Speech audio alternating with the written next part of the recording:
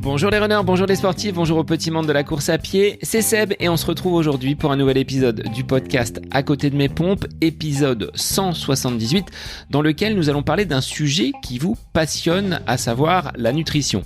En effet, les différents épisodes consacrés à cette thématique ont été la source de nombreuses questions, de nombreux retours et en termes d'audience, ce sont des épisodes qui ont généralement bien fonctionné, qui ont été parmi les plus écoutés. Et j'entamerai cet épisode par une question, celle posée à mon invité du jour. Comment mettre du bon sens dans notre assiette ? Plus généralement, que faut-il manger en 2023 ? Nos sociétés occidentales font face à une abondance alimentaire, nos frigos sont plus que remplis, mais nous peinons parfois à savoir quoi mettre dans notre assiette. Faut-il manger bio ? Faut-il éliminer toute forme de gluten dans notre planning alimentaire ? Est-ce bon ce régime cétogène ? Quels seraient les avantages à pratiquer le jeûne intermittent ? Voilà autant de questions posées à mon invité du jour en la personne d'Anthony Berthoud, qui est diététicien nutritionniste et qui, depuis sa jeunesse, après une expérience de sportif de haut niveau en triathlon, se passionne pour la nutrition sportive. Dans cet épisode avec Anthony, après avoir évoqué de nombreux sujets, de nombreuses questions autour de l'alimentation, nous poserons les clés d'une alimentation en pleine conscience. Comment aujourd'hui, dans notre société, nous pouvons nous détacher de cette nourriture industrielle ? Nous observerons en quoi notre organisme, au fil des années, du moins de ces dernières décennies, a été complètement déséquilibré, voyant l'apparition de certains symptômes tels que le stress, un système immunitaire affaibli ou encore des pathologies jusque-là méconnues. Ce que prône Anthony aujourd'hui à travers ses propos, ses recherches et ses ouvrages, nous envoie bien loin des régimes et des modes alimentaires. Il vous propose de retrouver du goût, de manger en tant qu'être humain avec beaucoup plus de simplicité et de plaisir. Soyez donc attentifs à votre santé, à votre bien-être, mais également à la planète. C'est le souhait formulé par Anthony à travers son discours. Alors il est temps pour moi de vous laisser en compagnie d'Anthony Berthoud. Comment mettre du bon sens dans votre assiette ? C'est le nouvel épisode du podcast À côté de mes pompes. Bonne écoute à vous. Bonjour Anthony, merci d'être l'invité du podcast À côté de mes pompes aujourd'hui. Je te souhaite la bienvenue sur cet épisode consacré à la nutrition et on va tenter de mettre du bon sens dans notre assiette. Je te laisse te présenter tout d'abord. Salut Sébastien, merci de me donner la parole. On a 1 heure, je crois, à peu près ensemble. Donc Anthony Berthoud, moi je suis nutritionniste. J'ai connu la nutrition historiquement en tant qu'athlète, puisque j'ai fait partie de l'équipe de France junior de triathlon. Et c'est comme ça que j'ai décidé d'en faire mes études et mon métier. Donc j'ai suivi beaucoup d'équipes de France, d'équipes olympiques, avec plutôt un tropisme dans l'endurance, parce que c'était ma discipline de départ. Donc tout ce qui est triathlon et ultra.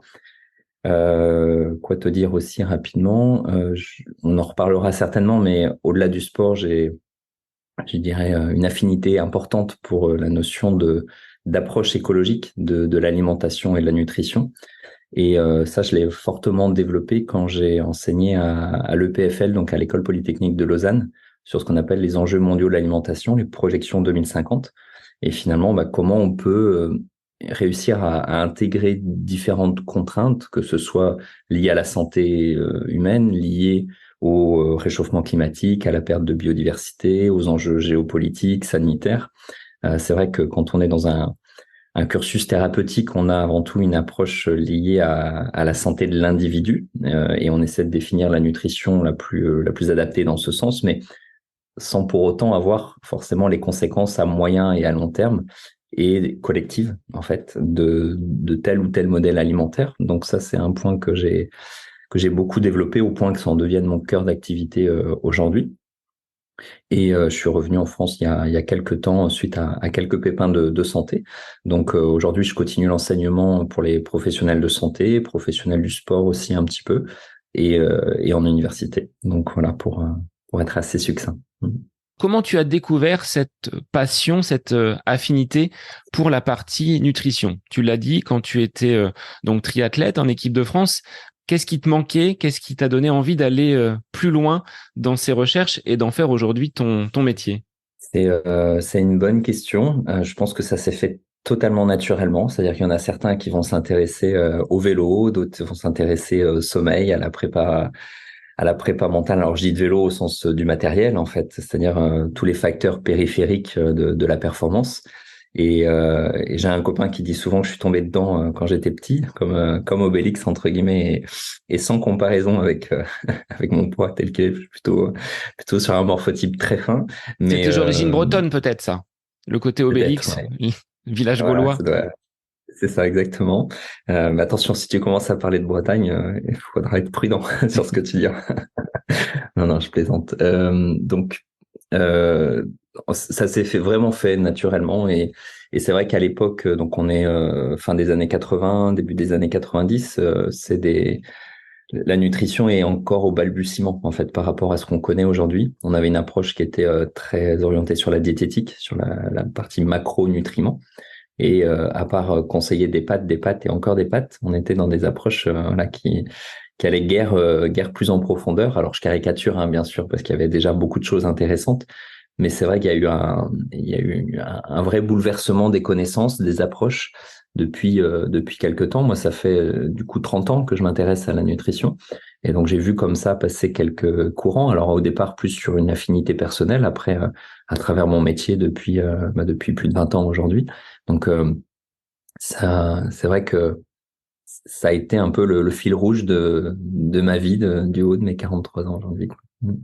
Tu le disais, hein, il y a une multitude de courants, une multitude de façons de s'alimenter, du véganisme au régime cétogène. On retrouve les flexitariens, des personnes qui ne consomment plus de gluten. Comment on peut s'y retrouver en tant que consommateur, en tant que sportif, dans cette multitude de courants alimentaires? Eh ben, c'est le sujet de fond. C'est-à-dire que tu parles du sportif ou amateur ou entre guillemets du grand public qui peut avoir du mal à s'y retrouver. Au final, c'est même la même chose pour les professionnels de santé, que ce soit dans le milieu médical ou paramédical, parce que il y a malheureusement, alors malheureusement, je sais même pas si c'est le terme, mais en tout cas, de facto, on est aujourd'hui face à beaucoup de croyances, voire à du dogmatisme parfois, qui fait que sous réserve en fait que ce soit bien présenté, bien étayé, alors pas forcément avec une vraie profondeur scientifique, mais de telle façon que ça puisse paraître sérieux, et ben finalement on va vite s'orienter dans ce modèle-là parce que souvent on y associe des promesses. Et plus on aura des promesses dithyrambiques et parfois exceptionnelles, et plus on a envie d'y croire. Et c'est comme ça qu'on voit émerger en fait des modèles ou des régimes qui effectivement sont pas forcément très fondés. Donc ça c'est le premier aspect. Et puis le deuxième est plus en lien avec ce que je disais à l'instant, à savoir que on a eu quand même une vraie révolution dans les connaissances, et je pense qu'on en est qu'au début, ce qui fait que on peut appréhender avec plus de précision aussi certaines nuances, certains modèles, sans pour autant que ce soit quelque chose de peu fondé ou d'inadapté. Et tu parlais de cétogène, de modèles, on parlera peut-être du jeûne ou du jeûne intermittent, des modèles low carb, effectivement de manger avec ou sans gluten, avec ou sans caséine laitière ou produits laitiers. Donc on comprend quand même beaucoup mieux en fait l'impact potentiel d'un aliment ou d'une catégorie d'aliments sur la santé, et en fonction de l'indication, en fonction du facteur de motivation, on peut y associer des modèles alimentaires qui seront très spécifiques. La difficulté dans tout ça, c'est comment on garde son discernement, comment on parvient effectivement à garder un petit peu de recul et à se dire que tel ou tel modèle alimentaire peut être adapté pour une situation spécifique sans pour autant que ce soit un modèle universel qui sera adapté à tout le monde. Et c'est là où la difficulté se présente davantage parce que c'est aussi un sujet, en tout cas un domaine qui est beaucoup médiatisé, beaucoup vulgarisé sur les réseaux, dans la presse, etc. Donc à juste titre parce que ça permet de développer l'information. Maintenant, c'est quelle est la profondeur et la pertinence de cette information. Et là, effectivement, il y a tout un travail à faire et sans prétention, aujourd'hui, moi, c'est la quasi-totalité de mon temps qui est consacré à ça. C'est-à-dire que à travers l'enseignement et notamment pour les professionnels, je suis en permanence en actualisation de mes propres croyances et on en parlait un petit peu en off tout à l'heure. J'ai publié là deux livres récemment et dont le dernier qui m'a demandé à peu près 10 ans de recherche et d'écriture, justement où j'ai cherché à mettre à plat tous ces sujets. C'est-à-dire que même encore une fois, même mes croyances, j'ai voulu les mettre de côté et je me suis posé la question le plus objectivement possible de l'état de l'art, c'est-à-dire qu'est-ce que dit la littérature scientifique sur ce sujet. Et parfois, il y a beaucoup plus de données intéressantes qu'on pourrait le penser, parce qu'on se dit souvent la science, finalement, on va être très restreint, alors très structuré dans l'approche, bien sûr, mais finalement, si on parle du gluten, par exemple, il y a beaucoup de nuances, y compris dans cette littérature, et tout ça, c'est très intéressant. Donc, j'ai essayé de développer ça dans un premier temps pour après le formaliser et de l'intégrer dans une réflexion la plus holistique possible, la plus systémique, parce que pour moi, c'est le plus important aujourd'hui. C'est-à-dire que on a notamment trois grands domaines, à mon sens, dans ce qui va toucher à l'alimentation. C'est bien sûr l'approche nutritionnelle, et ça, c'est mon métier de base. Le deuxième aspect, c'est l'approche écologique, dont j'ai parlé tout à l'heure. Et le troisième, c'est l'approche toxicologique. C'est-à-dire que quand on mange un aliment, aujourd'hui, la plupart sont vecteurs de contaminants, plus ou moins problématiques, soit liés à l'environnement, les métaux lourds, les perturbateurs endocriniens, les dioxines, les PCB, etc., soit des additifs qui sont présents dans les aliments ultra transformés, soit des résidus de la cuisson. C'est-à-dire que quand vous colorez un steak ou une croûte de pain, vous générez des molécules particulières qui vont exercer aussi des effets sur votre santé et sur le statut nutritionnel de l'aliment, en tout cas sur sa composition nutritionnelle. Et quand vous croquez dans une pomme ou quand vous croquez dans un morceau de poisson, vous mangez le poisson. Vous mangez pas des nutriments. Vous mangez pas une approche éthique ou écologique ou sociale parfois, parce qu'il y a aussi ça qui se cache derrière les choix alimentaires. Et on mange pas des métaux lourds ou je dirais des contaminants. Donc, comment on rassemble tout ça pour essayer d'avoir un discours le plus simple possible, en tout cas le plus cohérent, et dans cette logique systémique. Donc ça, c'est vraiment aujourd'hui ce à quoi je travaille en profondeur, quoi. Ce sur quoi je travaille. Anthony, tu évoques justement ces différents piliers, mais avant donc d'aller vers ces éléments qui font qu'aujourd'hui, par tes ouvrages et tes publications, on va tenter de mettre du bon sens dans notre assiette, tu l'évoquais tout à l'heure, il y a une certaine cacophonie par rapport à l'ensemble donc de ces courants alimentaires. Il y a aussi au niveau peut-être du professionnel que l'on va trouver en face de soi une pédagogie pour transmettre ces bons éléments. Toi, tu as mis près de 10 ans à compiler scientifiquement toutes ces informations. Est-ce que un coach en nutrition, quelqu'un qui est formé à la diététique, quelqu'un qui est avec quelques connaissances au niveau alimentaire, est-ce que ça va suffire pour transmettre ces bons éléments? Est-ce qu'il y a une réglementation d'ailleurs dans vos professions? Alors, il y a plusieurs questions dans cette grande question.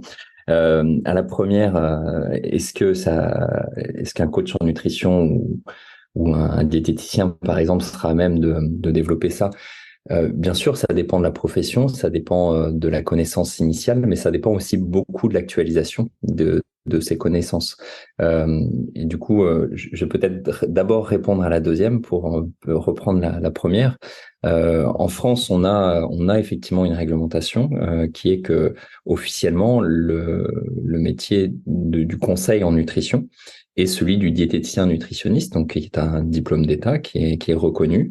On a également les médecins nutritionnistes qui vont en général avoir plutôt une spécialité sur l'endocrinologie, sur je dirais une approche en tout cas dans ce sens, ou des médecins généralistes qui vont avoir une affinité pour la nutrition et à travers ce qu'on appelle des des DIU ou des DU, des diplômes universitaires, faire une petite spécialisation pour travailler plus spécifiquement sur la nutrition. Mais on a quand même une vraie lacune de cursus universitaire, à mon sens, suffisamment structuré pour avoir un parcours sur 5, 8 ans, voire davantage, comme on peut le voir dans certains pays, qui va être uniquement dédié à la nutrition, voire à la physiopathologie nutritionnelle, si on parle de pathologie ou de maladie. Donc c'est vrai que malheureusement, aujourd'hui, on a un diplôme de base avec un référentiel qui est assez obsolète pour certains aspects, voire très obsolète. Maintenant, et je dis souvent, c'est un diplôme qui est nécessaire mais pas suffisant. C'est-à-dire il va te donner une base qui est pour le coup OK.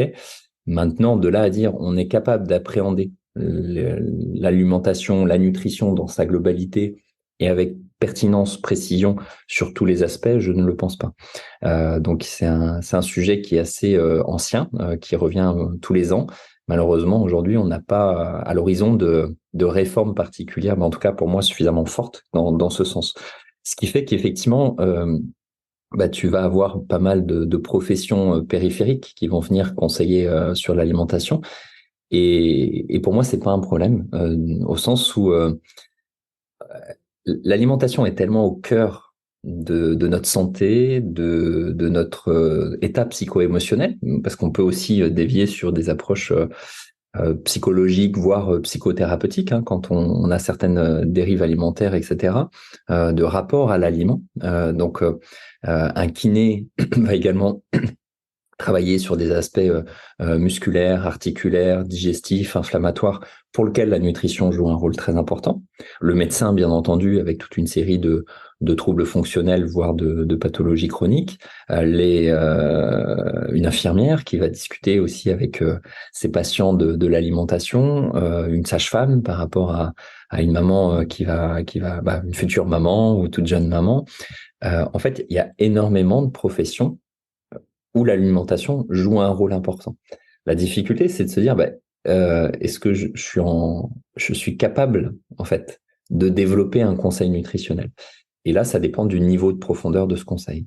Et je pense que tout ce qui est sans jugement, tout ce qui est basique sur vraiment des fondamentaux de l'alimentation, la nutrition mériterait en fait d'être fortement intégrée dans les cursus à ce niveau-là pour toute une série de professions qui permettrait comme ça déjà de sensibiliser, d'apporter un conseil de premier niveau à beaucoup de professionnels.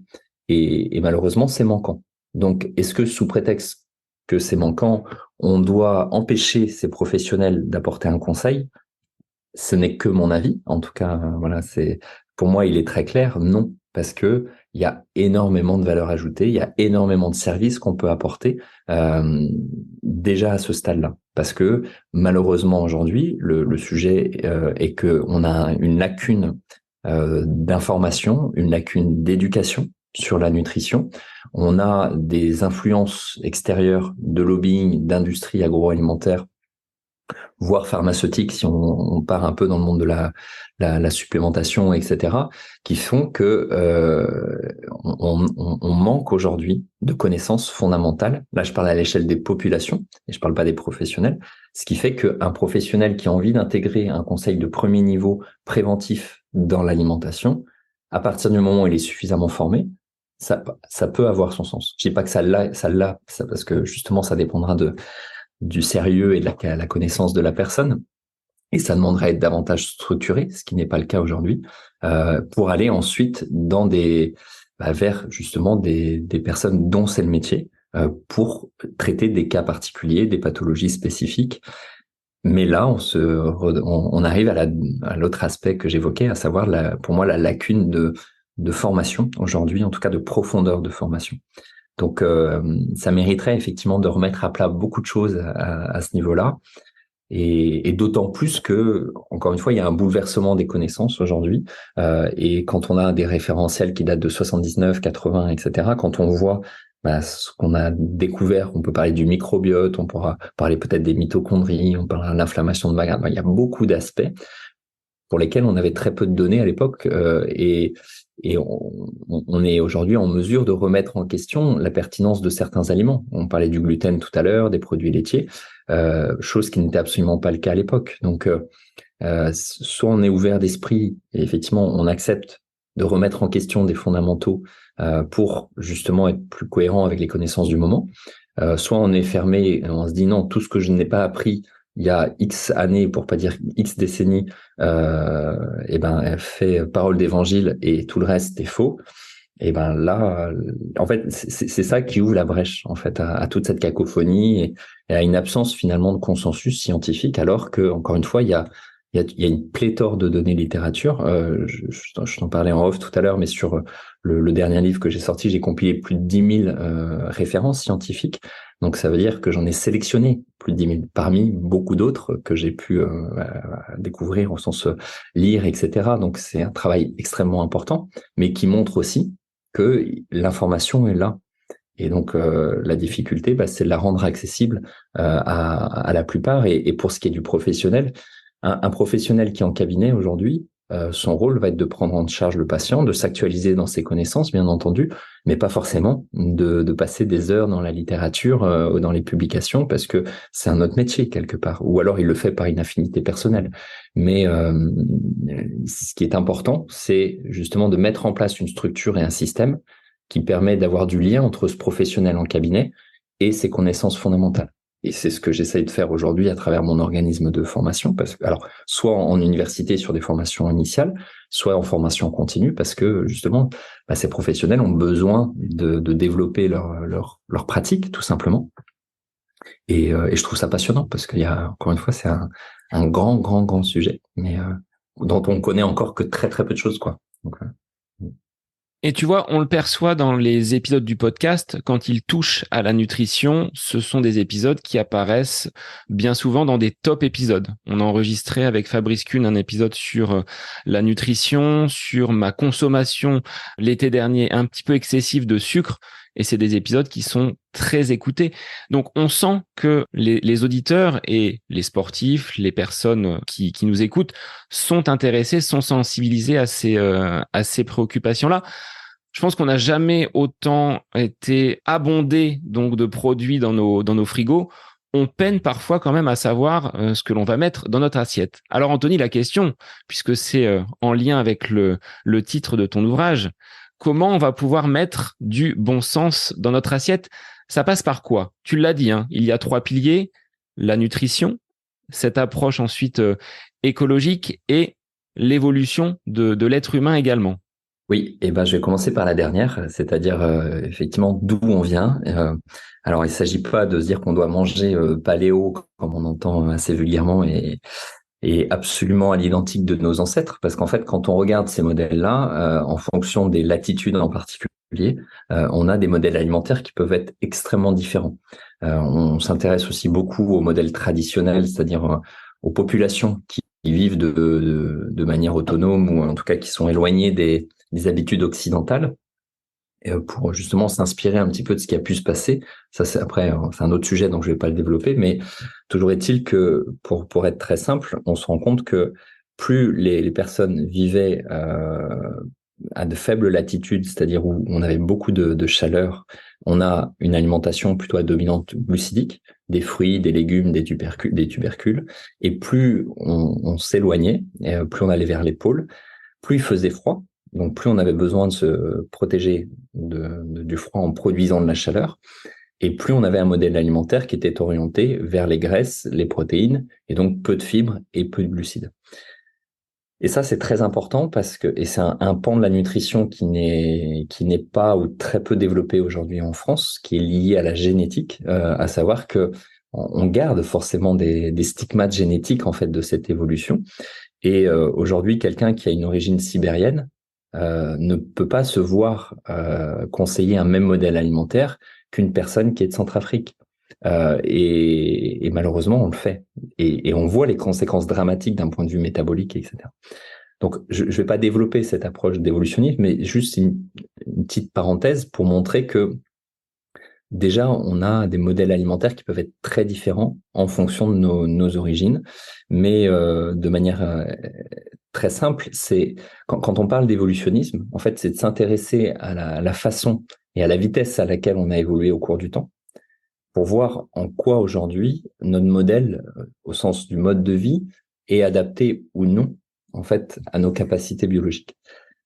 Et force est de constater de manière extrêmement simple qu'aujourd'hui, on est complètement décalé par rapport à notre génétique. Quand je m'entends au sens génétique, je caricature, hein, quand je dis ça, ça peut être d'ailleurs un peu trop caricaturé, mais derrière cette simplification, en fait, je pense à la sédentarité, je pense au stress chronique, à l'exposition aux contaminants, à l'alimentation, effectivement, qui est devenue ultra transformée, qui fait sécréter beaucoup trop d'insuline, etc. Bon, tout ça, on pourra peut-être y revenir, mais ce qui est certain, c'est qu'on a une capacité extraordinaire d'adaptation et d'évolution.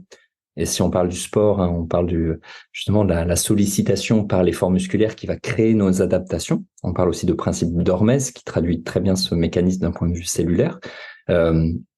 Simplement, ça doit être fait de manière cohérente avec nos capacités. C'est-à-dire qu'un stress peut être très positif, peut être adaptatif, y compris à l'échelle des populations, des espèces, en tout cas de l'évolutionnisme, mais à condition effectivement que l'organisme, la biologie, le vivant soit en mesure de supporter ce stress-là. Et en l'espace de quelques décennies, on va dire, si on prend large d'à peu près un siècle, on a été extrêmement vite dans les changements de mode de vie. On est complètement désynchronisé avec notre rythme circadien, au sens où on manque d'exposition à la lumière naturelle la journée, parce qu'on est enfermé dans des boîtes tout le temps. C'est-à-dire, on est dans des voitures, on est dans des maisons, on est dans des bureaux, etc. On n'est plus du tout à la lumière extérieure. Or, on a des photorécepteurs, notamment sur la mitochondrie.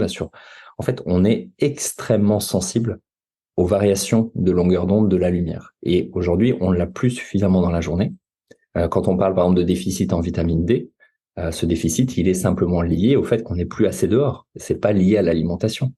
Et donc là, c'est que du bon sens, mais pareil, on pourrait en développer pas mal d'aspects si on avait beaucoup de temps. Mais à l'inverse, le soir, on est exposé à beaucoup trop de longueur d'onde de lumière bleue qui nous désynchronise justement sur ce rythme circadien. Donc en fait, il n'y a pas que l'alimentation, c'est tout le mode de vie globalement qui nous amène à favoriser l'expression et l'émergence en fait de pathologies dites de civilisation. Quand on parle de diabète, de maladies auto-immunes, de maladies neurodégénératives, etc., mais qui finalement sont extrêmement cohérentes par rapport à justement cette désadaptation qu'on crée. Donc, quand on parle d'évolutionnisme, c'est juste se dire comment on peut intégrer ces éléments-là, non pas pour vivre comme nos ancêtres, mais simplement pour essayer d'extraire ce qui est positif de ça, pour l'adapter dans un mode de vie tel que celui qu'on a aujourd'hui en matière de prévention de santé, voire d'accompagnement de pathologies. Et de manière extrêmement simple, d'aller dire à quelqu'un de manger des produits qui sont bruts, des produits de saison, sur des filières courtes, avec le moins d'intrants chimiques possible. On peut parler de bio, etc., mais en tout cas en limitant ces contaminants, avec une dominante de végétal. Alors cette notion, elle sera variable en fonction de notre génétique, justement par rapport à ce que j'introduisais tout à l'heure. Mais globalement, si on y intègre les enjeux écologiques, on sait que le modèle végétal, il ne s'agit pas d'être végétalien ou vegan, mais en tout cas une dominante, et souvent on parle de 70-80% sur un modèle entre guillemets caucasien, c'est cohérent. Donc en fait, on n'a pas besoin d'aller chercher des éléments miracles, mais je me répète volontairement, des produits bruts, locaux, de saison, avec le moins d'intrants possible, et une dominante végétale. Rien que ça, déjà, on va résoudre une grande partie des problématiques. On va pas tout résoudre en fonction de la spécificité de l'individu, de l'existence d'une pathologie, d'un sportif, du type de pratique, si on parle du sportif. On pourra nuancer, bien sûr. Mais si on n'a pas ce socle-là, ça sert à rien d'aller dans le détail.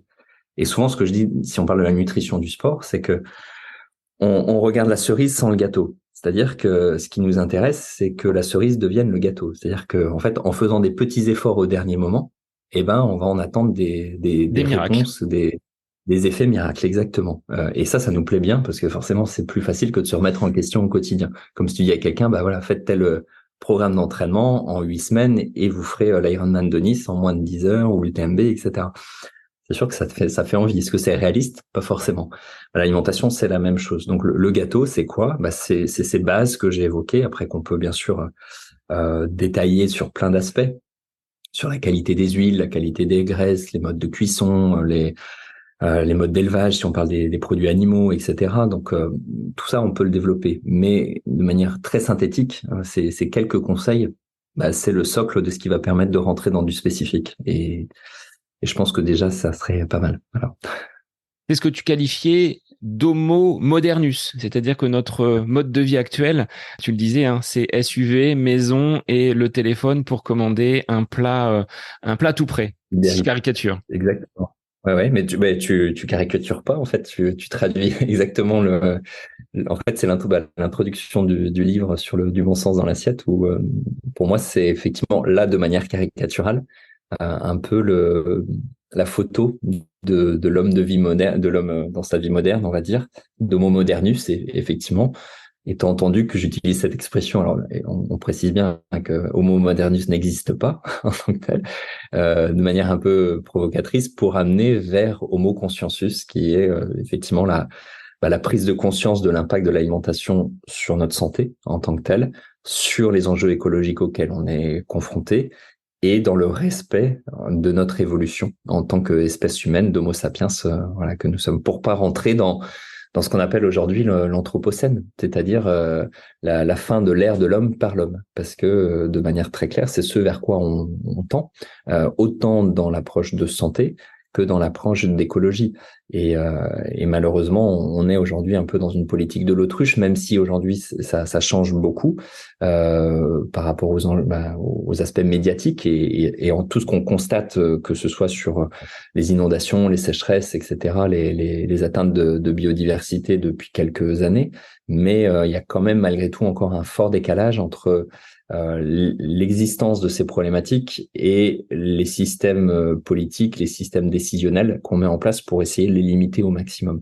Juste pour petite information à ce niveau-là, on a défini 9 limites de biocapacité, 9 limites planétaires, dont le réchauffement climatique, mais pas que, parce qu'on parle beaucoup du réchauffement climatique, mais la perte de biodiversité est au moins aussi urgente, voire plus urgente que le réchauffement climatique. On a ce qu'on appelle l'eutrophisation des sols, c'est-à-dire l'acidification. On a pas mal d'aspects à ce niveau-là. Donc, ça veut dire que aujourd'hui, déjà, on a dépassé 6 de ces 9 limites. Et dans les 6, 3 ont été dépassés en l'espace de quelques années. Donc, on a un système qui s'accélère de manière importante, qu'on modélise plus ou moins bien, très bien pour certains aspects, pas du tout pour d'autres. On voit par exemple en Europe sur le réchauffement climatique, on n'avait pas modélisé ce qui s'est passé là sur l'année dernière, par exemple. Donc, ça veut dire qu'en face, on aurait plus que besoin de mettre en place en fait des décisions, des modifications de mode de vie pour tenter de réguler au mieux ce phénomène-là. De l'arrêter, non, on ne pourra pas, mais en tout cas de faire en sorte qu'il soit le moins insupportable possible et sans philosopher autour de ça, de manière extrêmement simple. Là aussi, c'est un peu comme l'histoire des produits bruts et locaux pour l'alimentation.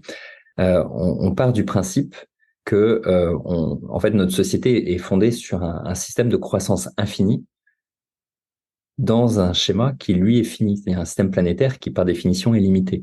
Donc, c'est un système qui ne peut pas tenir. Et donc, tant qu'on n'accepte pas de reconnaître qu'on doit revoir ce modèle-là par rapport à des limites qui sont bien finies, à un moment donné, on va face à une impasse. C'est exactement ce qui est en train de se passer. Et c'est un peu l'objet des livres également, c'est de montrer le parallélisme entre l'évolution de notre santé et l'évolution des enjeux écologiques. Et ce qui est extrêmement intéressant et positif, parce que ça peut vite être déprimant quand on commence à parler de ça, et on connaît tous cette notion d'éco-anxiété, qui fait partie des critères du GIEC aujourd'hui d'ailleurs. C'est-à-dire que l'éco-anxiété est reconnue comme un vrai problème à part entière. Et ce qui est très positif et rassurant, c'est que les solutions, non seulement on les connaît, mais elles sont communes. Je parle de l'alimentation à ce niveau-là. Et ce que je disais de manière extrêmement simple tout à l'heure, ça fait partie des solutions. Donc, c'est ça qui, à mon sens, aujourd'hui pour moi, est vraiment important à communiquer, parce que on est obligé de réfléchir selon ces systèmes-là. Et quand je dis ces systèmes, cette approche systémique. Et malheureusement, les recommandations de santé publique aujourd'hui ne le font pas. C'est-à-dire qu'on a des recommandations nutritionnelles avec des experts dans ce sens. On a des recommandations écologiques, voilà, qu'on pourrait discuter largement. On a des recommandations sur l'approche toxicologique, mais on n'a pas une recommandation transverse qui prend en compte tous ces éléments. On en a à l'échelle internationale. On a le rapport ICLAND-7, on a pas mal de données dans ce sens, mais on n'a pas, aujourd'hui, il y a 4 à 5 États qui ont intégré ces éléments-là. Donc, on voit que c'est très peu. Et ça ne veut pas dire qu'ils les ont bien intégrés. Ils ont déjà voilà, placé ces contraintes systémiques dans leur réflexion globale. Donc là, il y a du boulot, pour le coup. Je rebondis sur ces préoccupations écologiques et systémiques. En me baladant dans un supermarché l'autre jour, je vois des avocats du Pérou certifiés bio, des mangues coupées mais emballées et venant également d'outre-Atlantique ou d'Afrique. Là, on est complètement en décalage. Si tu parles de produits bruts et de circuits courts, ça a beau être du bio qui vient du Pérou, mais comment on fonctionne quand on est consommateur? On les élimine totalement? Alors, comment on fonctionne? Parce L'humain que est l'avocat, c'est complexe. bon pour la santé. Enfin, on nous dit que c'est plein d'oméga 3. Exactement. Alors, comment on fonctionne en détail? Je pense qu'il nous faudrait quelques heures pour le développer. Mais comment on oriente notre choix, si c'est le sens de ta question à ce niveau-là? Exactement. Et ben, je reprends un des piliers que j'ai évoqué tout à l'heure, c'est-à-dire des produits de saison sur des filières courtes. Oui, l'avocat, nutritionnellement, est très intéressant. Éthiquement, socialement, écologiquement, est-ce qu'il l'est aujourd'hui par rapport à la demande? Et la France est un des pays les plus consommateurs d'avocats, au passage. Clairement, non. Est-ce que de manger une mangue qui a moins d'intrants chimiques, c'est-à-dire qui est qualifiée de biologique, sur lequel on pourrait discuter en termes de label, etc., et de cahier des charges, mais cette mangue qui arrive découpée dans un plastique qui est vendu à Carrefour ou à Auchan, est-ce que c'est cohérent d'un point de vue systémique? Non, évidemment. Mais ta question, elle va plus loin. C'est-à-dire que le café qu'on prend le matin, est-ce que c'est cohérent? D'un point de vue de la santé, oui. C'est une des boissons les plus riches en polyphénol qui existent. Elle est extrêmement bénéfique. Il y a beaucoup de littérature, y compris sur les cirrhoses, les atteintes hépatiques, etc. Parce qu'on pense beaucoup à la caféine. Mais dans le café, il n'y a pas que de la caféine. Si on met de côté cet aspect de caféine, il y a beaucoup de bénéfices. Est-ce qu'écologiquement, c'est cohérent? Non. Voilà. Manger du chocolat, on va dire, prendre du chocolat à 70 ou 80% de cacao. D'un point de vue de la santé, c'est pareil. Sur les polyphénols, très intéressant. D'un point de vue écologique, beaucoup moins. Et d'un point de vue social également, parce que il y a tous on va dire les limites d'exploitation humaine sur toutes ces cultures, etc. Donc on pourrait rajouter des poupées russes encore dans cette logique de réflexion. Donc mon travail justement, moi, c'est d'essayer de compiler ces données pour essayer de faire émerger quelque chose qui soit applicable au quotidien. C'est-à-dire quand tu es peut-être plus dans ta grande surface ou ton supermarché, mais peut-être dans ton magasin bio ou dans ton réseau d'AMAP, etc. Quel choix tu peux faire en essayant de considérer tous ces systèmes-là? C'est pas simple, hein, c'est sûr. En fait, ça l'est énormément. Mais on est tombé dans une société qui est très complexe pour ces approches. Donc, ça devient compliqué pour nous de choisir. Mais quand tu vas dans une AMAP et que tu manges effectivement des produits de saison et que l'hiver, tu vas manger des choux, tu vas manger finalement très peu de légumes variés, et que t'entends à côté qu'il faut manger varié, équilibré, bah, tu dis oui, mais si j'achète mon panier à la MAP, bah, j'ai pas forcément de choses très très variées. Mais on a vécu comme ça la très très grande majorité de notre temps. Là, si on parle des années 70 ou des 30 glorieuses, etc., avec l'arrivée de l'industrialisation de l'alimentation, avec le fait que justement on se met à avoir des produits surgelés, des produits qui ont été transportés, etc. Donc on a des aliments des quatre coins du monde si on le souhaite. Et ben rapporté à l'échelle de notre évolution, si on parle ne serait-ce que du néolithique qui date de 10 000 ans, si on parle du paléolithique qui va nous faire remonter plusieurs centaines de milliers d'années ou aux millions d'années si on parle d'hominidés ou d'hominidés, et encore davantage si on remonte encore l'histoire, et ben finalement, quelle est la cohérence de ces recommandations qui datent de quelques décennies? Elles sont très relatives. Donc encore une fois, il ne s'agit pas de manger comme on mangeait il y a 10 000 ans, mais de se dire que en fait, on est ta question est intéressante et je la soulève à un moment dans le livre, c'est que on tombe un petit peu, on est pris dans notre propre piège. C'est-à-dire que si je donne l'exemple du café ou du chocolat, aujourd'hui, il y a une vraie problématique de statut nutritionnel dans certains composés qui sont ces polyphénols, qu'on appelle un peu à tort des antioxydants, mais je ne vais pas rentrer dans tous ces détails, par rapport au mode de vie. Parce que trop de contaminants, parce que stress chronique, parce que rythme circadien perturbé, parce que sédentarité, tout ce qu'on a vu tout à l'heure. Donc, cet ensemble d'éléments font qu'aujourd'hui, on crée un stress oxydatif au niveau cellulaire qui est plus important. Donc, on augmente notre besoin. Dans des environnements de proximité qui ont moins de richesse à ce niveau-là. C'est-à-dire que les fruits, les légumes ont moins de polyphénol, par exemple quand c'est conventionnel versus biologique. Les sols se sont appauvris dans un certain nombre d'éléments. Donc effectivement, les fruits et les légumes qu'on consomme ont moins de qualité, moins de densité micronutritionnelle qu'on ne pouvait en avoir avant. Alors que nos besoins de l'autre côté ont augmenté. Donc d'aller se dire, je vais aller prendre du curcuma, de la cannelle, de l'avocat, du café, du chocolat, c'est très cohérent par rapport à notre besoin là. Mais parce qu'on a créé ce besoin. Donc en fait, quand on se remet encore en perspective à ce niveau-là et de se dire, avant, c'est pas qu'on avait moins de besoins en soi, c'est qu'on n'avait pas un mode de vie qui augmentait en fait les stress cellulaires et qui nous amène à rendre quasi indispensable, je caricature, ces produits exotiques sous prétexte qu'ils sont de forte densité nutritionnelle. Donc c'est là où en fait, c'est très important de revoir le système et de revenir à quelque chose de cohérent de manière globale et pas de manière isolée. Parce qu'en fait, on trouvera toujours des critiques au sens des aspects positifs, des aspects négatifs à un facteur si on le garde isolé, on ne le met pas dans son système en fait. Par rapport à tous ces éléments, Anthony, ça me permet de rebondir. On parlait tout à l'heure de vitamine D. Au niveau du chocolat, je pense au magnésium, avec l'avocat, aux oméga 3. On voit aujourd'hui de la supplémentation même en collagène avec ces poudres qui existent.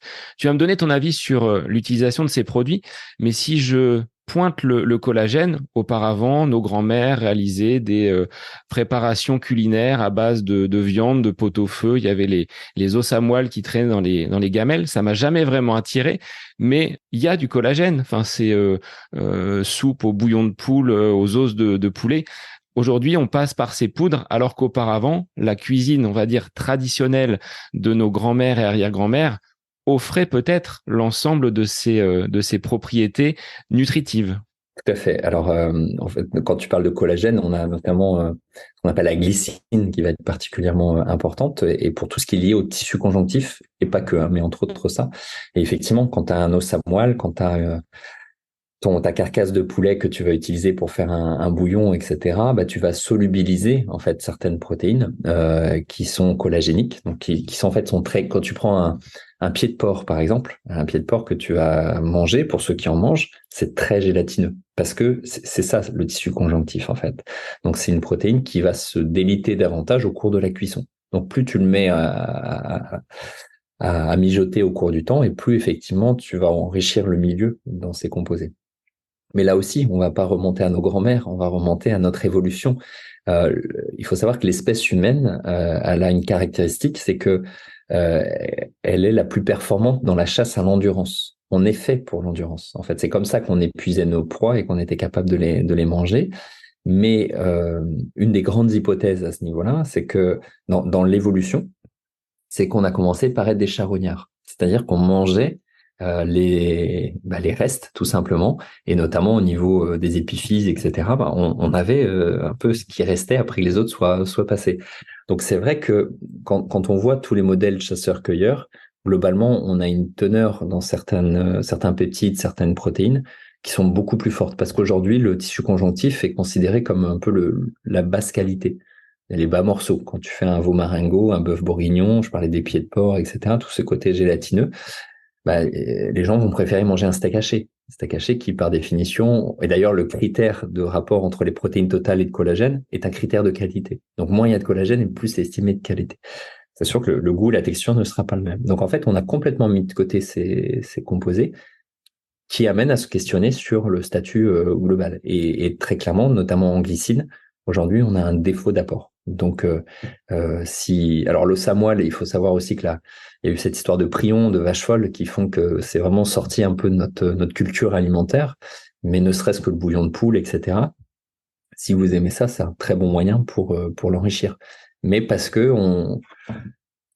on est tombé dans une hypersélectivité en fait des sources protéiques et un peu comme pour beaucoup de choses, j'ai envie de dire, c'est-à-dire que quand on parle d'un gâteau, quand on parle de bonbons ou autre, de coca pour ceux qui boivent du coca, en fait on est à la base dans un plaisir occasionnel.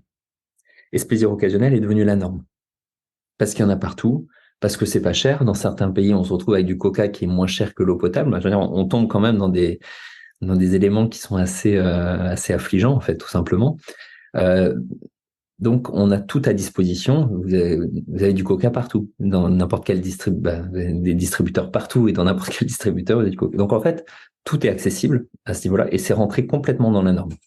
Et aujourd'hui, on se retrouve avec des personnes qui n'aiment pas l'eau. C'est-à-dire, dire, je bois du coca, mais j'aime pas l'eau. Donc, on a inversé. Donc là, pour l'histoire des protéines, de la même façon, on est tombé sur une sélection de protéines de bonne qualité, notamment gustatives, qui font qu'on a écarté d'autres composés qui peuvent être potentiellement intéressants pour notre santé.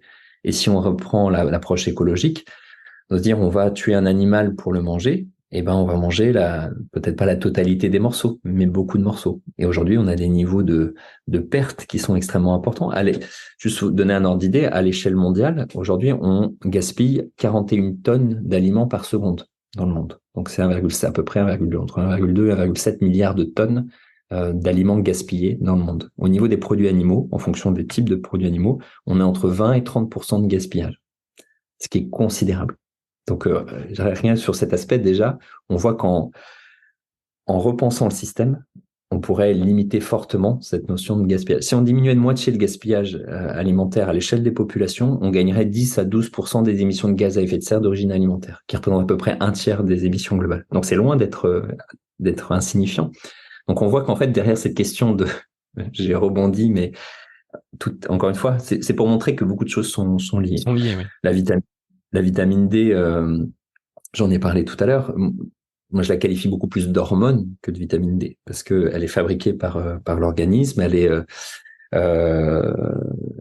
est donc synthétisée à partir des UV du soleil. On sait qu'en France, en fonction de notre position au niveau de l'ensoleillement, on est entre à peu près avril et septembre-octobre. On va la stocker pendant quelques semaines. Donc, il y a cette dépendance au soleil qui est très importante, mais effectivement, on estime qu'à peu près 80% de la population a un statut insuffisant en vitamine D. D'ailleurs, les normes de laboratoire devraient être revues un petit peu à la hausse, donc on estime que c'est encore plus que 80%. Mais encore une fois, non pas parce qu'on mange pas assez de poissons gras, non pas parce qu'on ne mange pas assez de jaune d'œuf, de produits laitiers, tout simplement parce qu'on ne va pas assez dehors. Et quand on va dehors, on met de la crème. Donc, au final, on a un niveau d'exposition qui est très faible. Alors qu'on estime que 10 à 15 minutes d'exposition, donc je vous dis, alors pas tout nu, mais juste sur les bras, la tête, les mains, etc., suffisent à couvrir nos besoins en vitamine D au quotidien. Donc la priorité, elle est déjà de se remettre en mouvement. On n'a pas trop parlé d'activité physique, mais je pense à ça par rapport à l'exposition à la lumière, et donc d'être dehors tout simplement. Le magnésium, il y a effectivement une perte de densité en magnésium dans les nutriments. On estime qu'aujourd'hui, à peu près 100 à 120 mg de magnésium sont présents pour 1000 calories. Ton besoin de base, il est de 6 mg de magnésium par kilo de poids corporel par jour. Si tu es sportif ou très stressé, c'est-à-dire ou très actif en fait, dès qu'il y a de l'hyperactivité métabolique, on monte à peu près à 8 mg kilo. Donc là, concrètement, si tu dis 150 dans l'alimentation, je pèse 80 kilos, je devrais avoir 640 mg chaque jour pour être à la dose, sans être en surdosage. Voilà, exactement. Sauf que si tu as 100 à 120 mg pour 1000 calories, ça veut dire que tu fais le calcul, tu devrais consommer plus de 6000 calories par jour pour couvrir ton besoin par rapport à la perte de densité nutritionnelle. Si tu manges du cacao, alors tu disais chocolat tout à l'heure, mais entre le Galac et le chocolat à 90%, et les teneurs en magnésium sont pas les mêmes. On est entre 300 et 500 mg par exemple pour 100 grammes, mais pour du chocolat noir, au moins 70%, donc 500 mg pour le cacao pur, 300 mg à peu près sur du chocolat noir, donc du lait.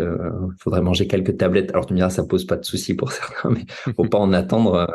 Forcément une bonne conclusion nutritionnelle, mais donc, si tu manges du cacao, tu manges 2 à 4 carrés de chocolat riche en cacao par jour. Tu manges 2 poignées d'oléagineux, notamment d'amandes, de noix, de noisettes. Alors, surtout l'amande, pour le coup, pour le magnésium. Tu manges des légumineuses 2 à 3 fois par semaine. Des lentilles, des fèves, des haricots secs, des pois cassés, des fruits de mer de temps en temps, du sarrasin de temps en temps. Là, tu couvres ton besoin. Mais on voit bien que c'est pas le modèle alimentaire de monsieur, madame, tout le monde. Donc, de facto, on baisse nos apports. Et on augmente nos besoins, et notamment par le stress chronique auquel on est confronté. En fait, le magnésium intervient dans plus de 400 réactions enzymatiques. Et donc, dès qu'on est en hyperactivité, que ce soit psycho-émotionnelle ou physique, et ben, pour parler vulgairement, on va bouffer du magnésium. Donc, on va demander davantage de magnésium à l'organisme. Donc, c'est un peu comme ce que j'évoquais tout à l'heure avec l'histoire des polyphénols et du stress oxydatif. On a une augmentation du besoin, on a une baisse des apports. Donc, forcément, on se retrouve avec un décalage. Donc la solution va dire, je vais prendre un complément alimentaire à base de magnésium. Sauf que là, on est dans le pansement. On n'est pas dans la réflexion de la solution de fond. Tu parlais des oméga 3. Alors pour l'avocat, petite parenthèse, plus sur les oméga 9 que 3, mais peu importe. Sur les oméga 3, c'est pareil. J'essaie de la faire courte parce que je pourrais digresser, non pas digresser, mais voilà, je pourrais développer ces qui demandent en fait beaucoup de développement pour être, à mon sens, bien compris. En tout cas, ça c'est ma conviction. Pour faire simple, 98% de la population aujourd'hui française est déficitaire en oméga 3 à longue chaîne, et notamment ce qu'on appelle l'EPA et le DHA. Ces oméga 3, on les trouve plutôt dans les produits marins ou animaux. Marins, c'est les poissons gras, sardines, maquereaux, anchois, saumon, le thon, l'espadon, le requin, la bonite, etc. On a aussi des oméga 3 végétaux, dans la noix, les graines de lin, etc., le pourpier, historiquement. Sauf que, en fonction de notre génétique et de notre mode de vie, on peut avoir beaucoup de mal à fabriquer les oméga 3 à longue chaîne à partir des oméga 3 végétaux. Donc, en fait, le vrai problème, c'est le statut en oméga 3 à longue chaîne, EPA et DHA. Comme on a des enzymes communes avec une autre voie qui s'appelle celle des oméga 6, qui là est en excès, en fait, on accentue la difficulté de synthèse de ces oméga 3 à longue chaîne. Et notamment parce qu'on consomme trop de produits animaux, mais trop de produits animaux d'élevage intensif. Donc des vaches qui vont avoir mangé des tourteaux d'oléagineux, de soja, de maïs, etc. Et ce sont justement des aliments qui contiennent beaucoup d'oméga 6 qui vont être métabolisés par l'animal pour apporter les oméga 6 à longue chaîne qui rentrent en compétition avec nos oméga 3 à longue chaîne.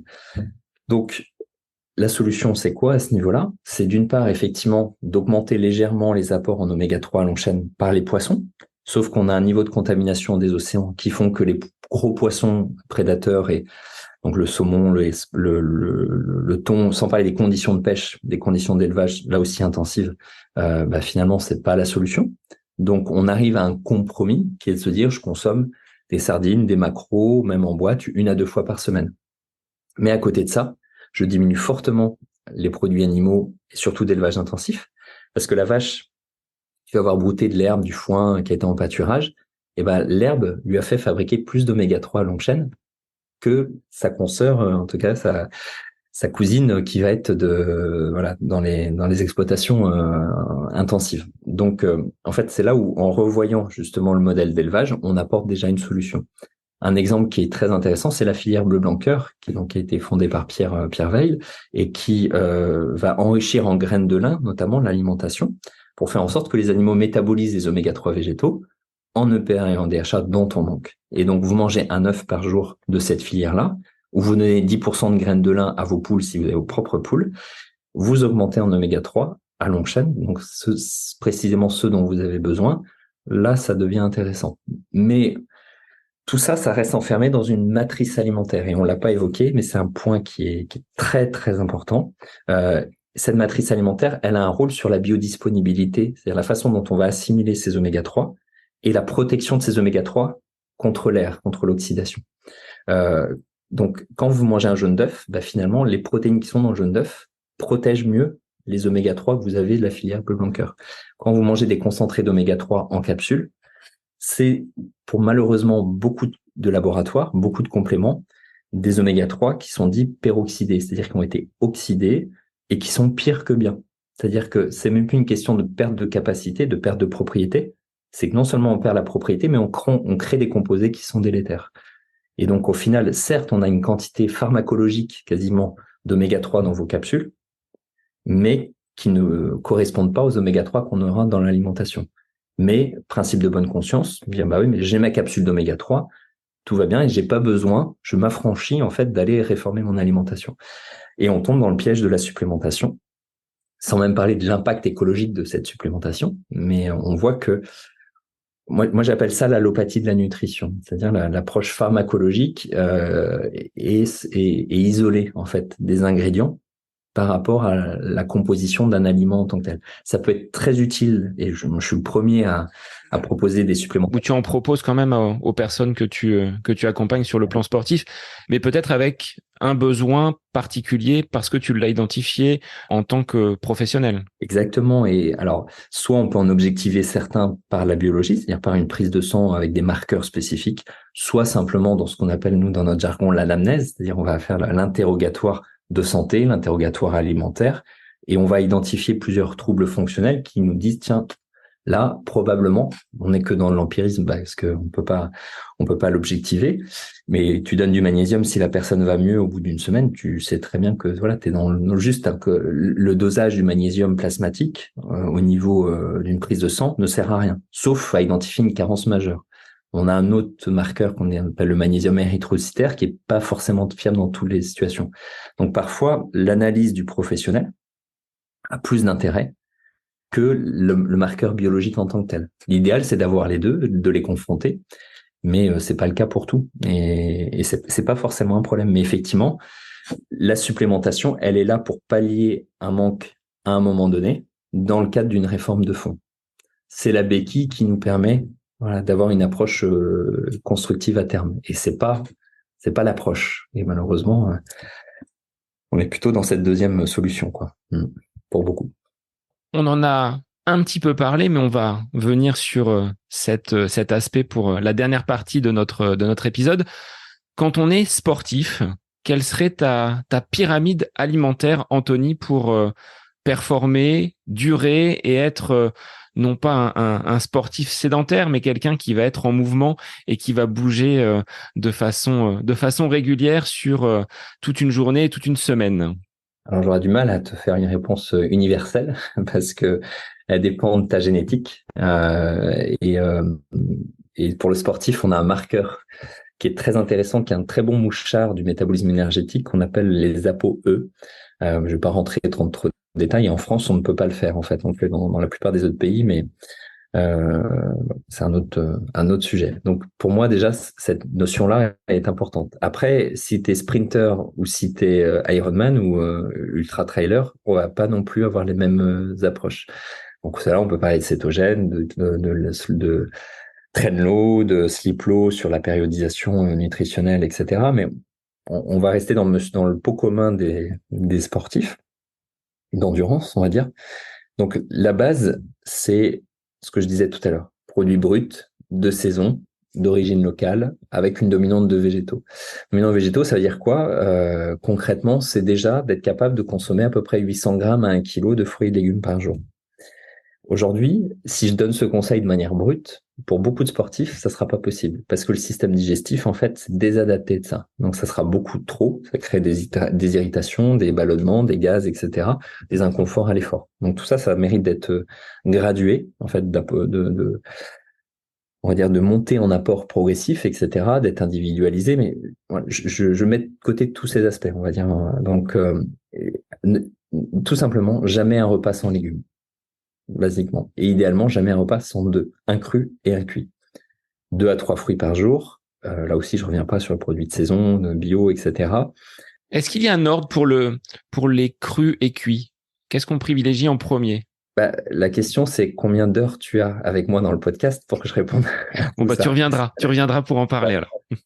Moi, je veux bien, mais si tu me demandes un modèle type avec, et là, c'est ce qu'on appelle la chronobiologie nutritionnelle et comment on intègre ça en fonction de notre, justement, alors, notre rythme circadien, pas pour les fruits et légumes, mais pour d'autres aspects.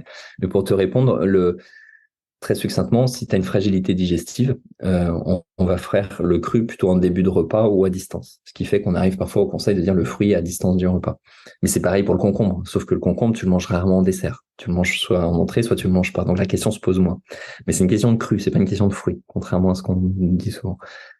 Des huiles, donc au moins 3 à 4 cuillères à soupe d'huile vierge première pression à froid par jour, plutôt crue.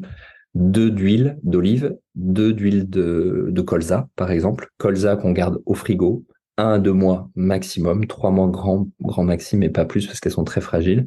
L'olive, on peut la cuire éventuellement un petit peu. Des petits poissons gras, 1 à 2 par semaine, 1 à 2 portions de 100, 120 grammes par jour. Des œufs dont je parlais, 1 ou 2 œufs à la coque, mollets, c'est-à-dire le jaune liquide et le blanc dur, plutôt au petit déjeuner.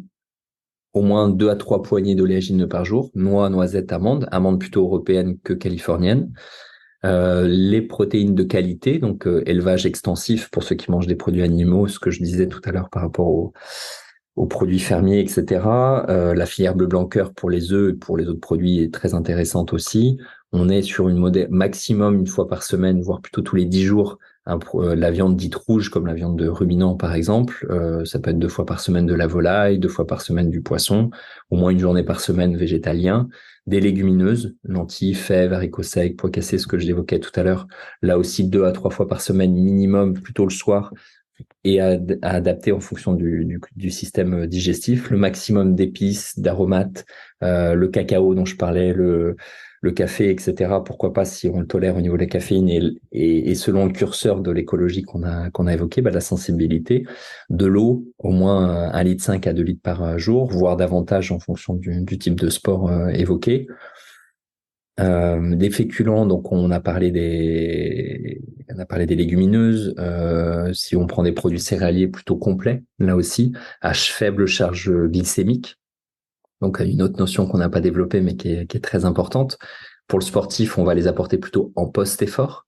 Donc au petit-déj, après l'entraînement à jeun, par exemple, le midi, après une séance entre midi et 2, le soir dans tous les cas, qui est séance ou pas. Éventuellement une collation dans l'après-midi avec un fruit, une poignée d'oléagineux, un carré de chocolat. Le matin, on limite la sécrétion d'insuline, donc plutôt œuf, oléagineux, un fruit par exemple. Et puis on cale les produits céréaliers en fonction de la séance, en fait, ce que je disais sur la chronologie. Voilà, on est déjà pas mal là pour en 2-3 minutes essayer d'être succinct. Là, toi, je me rends compte finalement que sur certaines périodes, je ne mange peut-être pas assez. C'est peut-être le lot de beaucoup de sportifs. On a tendance à se dire, si je mange moins, je vais être peut-être un peu plus léger dans ma séance et autres, mais à tort. Enfin, c'est peut-être pas forcément la bonne stratégie. Ça dépend ce que tu appelles manger peu, en fait. Si est-ce qu'on parle de calories, est-ce qu'on parle de densité micronutritionnelle, est-ce qu'on parle de quantité d'aliments, tu vois et ça, je peux pas répondre. Oui ou non, faudrait qu'on détaille un Faudrait peu que je plus. détaille mes assiettes et que tu jettes un œil sur les quantités et les proportions. Mais sur peut-être la collation, que ce soit le matin ou l'après-midi, c'est des choses que je ne fais pas forcément. Et le matin, ça avait révolutionné quand même pas mal de choses avec l'épisode qu'on avait enregistré avec Fabrice et Laurine sur cette bascule vers quelque chose d'un petit peu plus gras avec du jambon, du saumon, des choses qui sont un petit peu éloignées du traditionnel baguette, pain, confiture. Donc ça, déjà, je l'ai intégré avec, mais ça, faudrait que tu reviennes pour un autre épisode consacré à la glycémie. Ce coup de pompe que j'avais comme mes élèves parfois vers 11 heures, je ne l'ai plus. Donc c'est quand même un point de régler. Moi, j'avais une question, Anthony, par rapport à le timing. J'ai 41 ans, on a à peu près le même âge. Est-ce qu'il n'est pas trop tard pour mettre en place cette nouvelle façon de manger, de mettre aujourd'hui du bon sens dans notre assiette? Alors, j'espère que tu vas deviner ma réponse, mais si je te réponds oui, il est trop tard, et qu'on conclut sur ça, je ne vais pas être très sympa ni avec toi, ni ceux qui nous écoutent peut-être. Bien sûr que non, il n'est jamais trop tard et qu'il est toujours encore temps. Et La biologie est incroyable. On l'a pas évoqué, on n'est pas rentré dans les détails, en particulier ce qu'on appelle les mitochondries, qui pour moi sont mon vrai dada biologique, parce que c'est un peu j'appelle ça le hub biologique, c'est les intégrateurs de beaucoup de signaux et qui vont permettre d'échanger avec le noyau cellulaire et faire en sorte qu'on fonctionne bien. Donc, on a une capacité d'adaptation qui est extraordinaire, ce qui fait qu'on est ce qu'on est aujourd'hui en tant qu'espèce humaine et dans le monde vivant de manière générale. Donc, j'ai complètement. Pourquoi je t'ai dit ça? Je te demandais s'il était trop tard Ah oui, trop pour tard, changer. voilà. Et donc, c'est là où je te disais que la capacité d'adaptation est extraordinaire. La seule chose, c'est qu'effectivement, plus on va avancer dans une dégradation, plus on va avoir besoin de temps et d'efforts pour retrouver ce qu'on appelle une homéostasie, un principe d'équilibre et une capacité à supporter un stress positif. C'est-à-dire que quelqu'un qui est en mauvaise santé, voire atteint de pathologie ou autre, en fait, le curseur du stress devra être placé, voilà, très faiblement par rapport à l'homéostasie, puisqu'en fait, la capacité à le supporter va être faible. Tandis que quelqu'un qui est en bonne santé, c'est le cercle vertueux, c'est-à-dire qu'il peut supporter un stress important, qui lui-même va développer sa capacité. C'est un petit peu ce que l'on fait par l'entraînement, c'est-à-dire qu'on va stresser le corps et on revient derrière à cette situation un petit peu stabilisée, mais parce qu'on l'entraîne. Exactement, principe d'hormèse. Et non seulement tu reviens à ton état de stabilité, mais tu reviens à un état de stabilité plus performant que ton état précédent, grâce à l'adaptation, grâce au stress. Donc, plus tu es en bonne santé, plus tu as une amplitude possible à ce niveau-là qui est importante. Ce qu'on explique avec un athlète de haut niveau qui va supporter une charge d'entraînement qui est pas du tout celui d'un sédentaire, mais il l'a pas fait du jour au lendemain. Donc, ça, c'est très bénéfique. Donc, finalement, tu as des personnes à 40 ans ou à 45 ans qui sont peut-être en meilleure santé qu'ils ne l'étaient à 20 ans. Même si biologiquement parlant, on a une petite dégradation.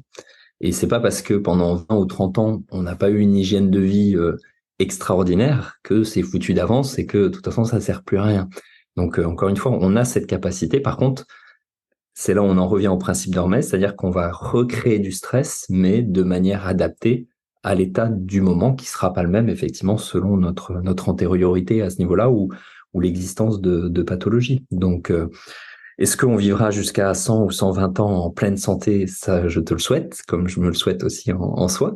Mais on ne sait pas, bien évidemment. En tout cas, ce qui est et on n'a pas abordé la notion d'épigénétique, c'est-à-dire l'effet de l'environnement sur l'expression de nos gènes. Aujourd'hui, on commence à comprendre beaucoup de choses grâce à ça. C'est-à-dire qu'on est quand même le premier acteur de notre état de santé et que grâce à nos choix de mode de vie, que ce soit sur l'activité physique, la gestion des émotions, le sommeil, les niveaux d'exposition aux contaminants et notre alimentation, on peut en fait prendre soin de notre capital biologique de manière extrêmement positive, même si on commence à 40 ans, c'est pas un problème du tout, bien au contraire.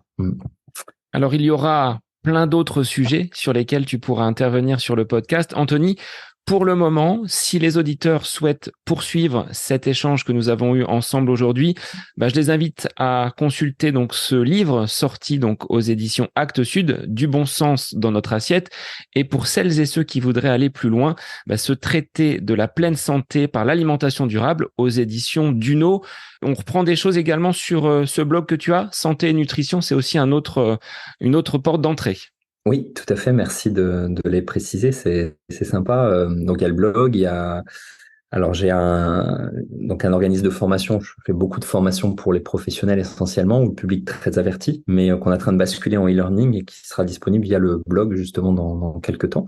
Et puis après les réseaux. Alors moi je suis pas très féru des réseaux sociaux, mais les classiques Instagram, Facebook, etc. Alors mon compte Facebook est saturé malheureusement, mais sur Instagram il y a des possibilités. Donc je donne quelques infos comme ça, mais c'est vrai que le blog est clairement la meilleure porte d'entrée pour avoir quelques conseils complémentaires. Ouais, tout à fait. Alors Anthony, j'ai une traditionnelle dernière question pour mes invités. Quel serait pour toi un instant où tu es à côté de tes pompes, c'est-à-dire où tu lâches toute activité professionnelle, toute activité sportive? Qu'est-ce que tu aimes faire dans ton quotidien une fois que tu as éliminé toute activité professionnelle ou sportive? D'accord. Alors, est-ce que tu mets la lecture dans l'activité professionnelle ou pas? Si elle n'est pas dans ces 10 000 références que tu as pu choisir pour ce livre. Oui, je valide. Ok. Ouais, au-delà de la lecture, je dirais la méditation. Moi, je suis très ancré sur ces aspects parce que justement, tu parles que ce soit de professionnel, de sport, et notamment quand on est sportif, en fait, hein, et on vient si on va créer justement des stress positifs, c'est bien aussi de laisser reposer un petit peu tout ça. Donc, pour moi, la méditation est un point très important et le rapport à la nature. En fait, je crois que ne serait-ce que, alors, je triche un peu pour l'activité physique peut-être, mais au sens de marcher à l'extérieur, c'est-à-dire à la lumière naturelle, en forêt, etc. C'est là aussi, on commence à comprendre certains aspects, pas tout. Et en tout cas, je sais que moi, je suis très attaché à l'aspect nature et c'est un point de ressourcement extrêmement important. Euh, voilà, si je réponds. Je sais pas si je réponds à ta question, mais... Ben pour moi, c'est parfait, oui. Tu as parfaitement répondu. Je te remercie, Anthony, pour cet échange qui en amènera d'autres, parce qu'il y a tellement de sujets et tu as tellement envie de développer certains aspects que je reviendrai vers toi pour certains aspects un petit peu plus pointus. Donc, merci d'avoir joué le jeu de l'interview du podcast À côté de mes pompes. Bah, avec grand plaisir, c'est très sympa. Et puis effectivement, comme tu dis, si tu as envie d'aller un petit peu plus loin, étant passionné du sujet et sur un sujet qui est passionnant, eh ben ça pourra amener un pas mal d'échanges. Ouais. On demandera aux auditeurs, mais ils auront beaucoup de questions de toute façon à te poser. Ok, eh ben on verra ça pour la suite alors. Merci. Et pour les auditeurs, eh bien, je vous dis à la semaine prochaine pour un nouvel épisode du podcast À côté de mes pompes. Bonne semaine à vous.